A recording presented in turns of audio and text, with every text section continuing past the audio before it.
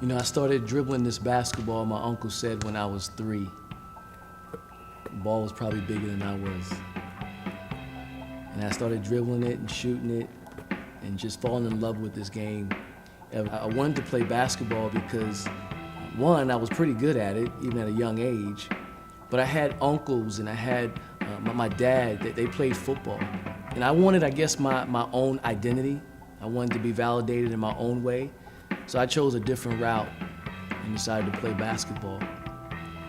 And it got to the point where this basketball became something more than just a game. When I was going to the 10th grade, I broke up a fight. And it was a fight between my mom and my dad. It actually became the last fight that they ever had. See, I watched my parents fight for probably about 10, 12 years. I grew up in that environment of domestic violence and screams and yells and fighting and things breaking in the house. And that particular day, my sisters were in the other room crying, and I stepped in and separated my mom and my dad, and my mom's to my left with this long kitchen knife, and my dad's to my right, and he's yelling at her and she's yelling at him.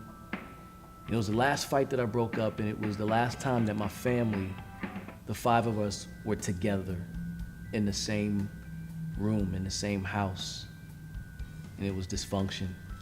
And basketball became more than just a game to me. It was a sanctuary. It was a refuge for me. It was a safe place.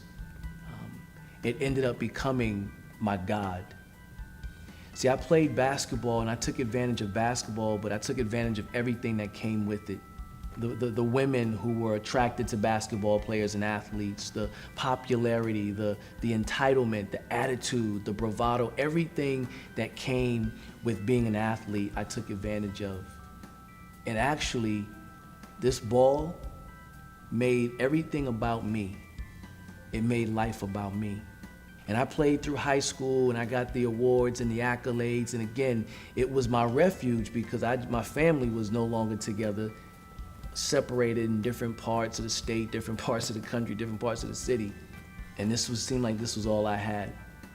If you asked me what I wanted to do when I grew up, it was play basketball. And it got me a scholarship to college, and I played college ball, and again, I'm still taking advantage of everything that came with basketball. And my high school coach told me this. He said, son, don't let basketball use you. You use basketball. And I wish I had taken him up on that advice, because basketball ended up using me and spitting me out. And I got to this place in college where I didn't even care about school. I didn't care about a degree. I didn't care about a career in the workplace. All I wanted to do was play ball. And it got to a place in my career where I came really close to playing professional basketball, to at least getting a shot.